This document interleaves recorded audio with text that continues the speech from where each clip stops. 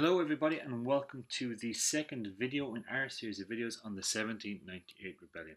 As always, we begin with our learning outcomes, so by the end of this presentation you guys should know what the demands of the Dungannon Convention were and what it led to. Second, you guys should know the problems with the reforms of the Irish Parliament. And third, you guys should know who the United Irishmen were, what they wanted and how they became a radical group.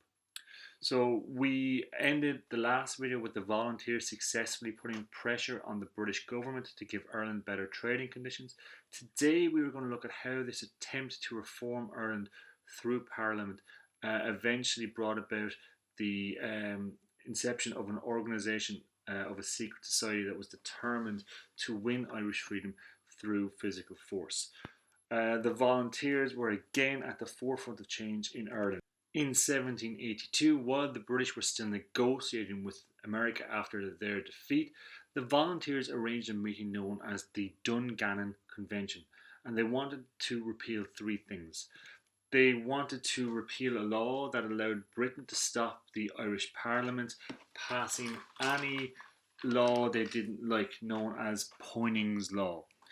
They also wanted another law from 1720 that said that Westminster could pass any law they wanted in Ireland removed. And finally, they called for a relaxation of the penal laws on Catholics and Presbyterians.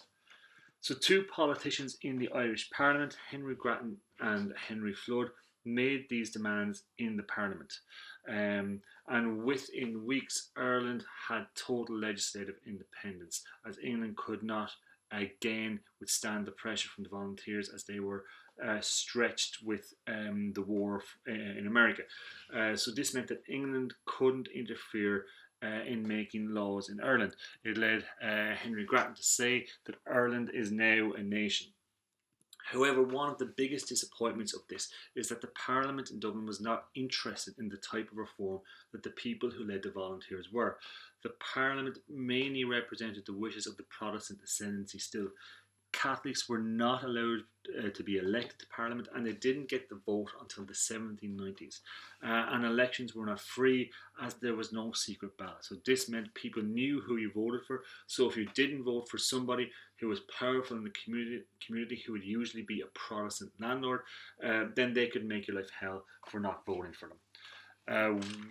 With this failure to reform and the volunteers unwilling to push the issue any further, their influence really began to fade by 1784. However, in 1789, the French Revolution broke out and electrified the nation, particularly the Presbyterians in Belfast, who began to renew their push for Parliament reform so that it would become more representative and emancipation for both the Catholics and Presbyterians would become a reality. However, probably the most famous pamphlet written about Catholic emancipation of the time was by a man who belonged to the Church of England, or the Anglican Church, and this was a man called Theobald Wolfetone. He wrote a pamphlet called An Argument on Behalf of the Catholics of Ireland, in which he argued for emancipation. He was invited to a meeting in Belfast in October of 1791, where a new political group was formed known as the Society of the United Irishmen. They came together. They said that they wanted the complete and radical reform of the representation of the people in Parliament, and also that Irishmen of every religious persuasion should be part of that reform. This organisation was an open and political group, but soon events in Paris would have a big impact in the group. In January of 1793, France executed King Louis XVI as the French Revolution became more radical, and war broke out between France and England. England banned all organisations that might cause any unrest in the country, like the United Irishmen.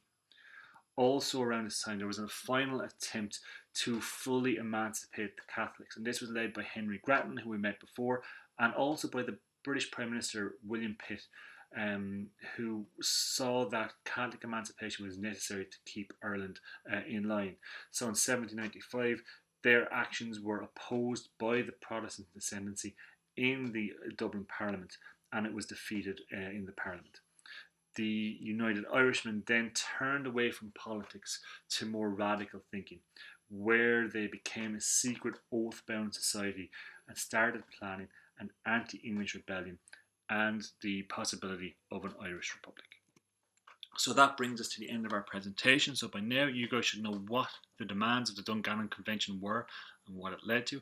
You guys should know the problems with the reforms of the Irish Parliament, how it was unrepresentative and excluded Catholics in particular and Presbyterians. And finally, you guys should know who the United Irishmen were, what they wanted, and how they became a radical organisation. Thanks for watching. Hope you guys got something good from this video.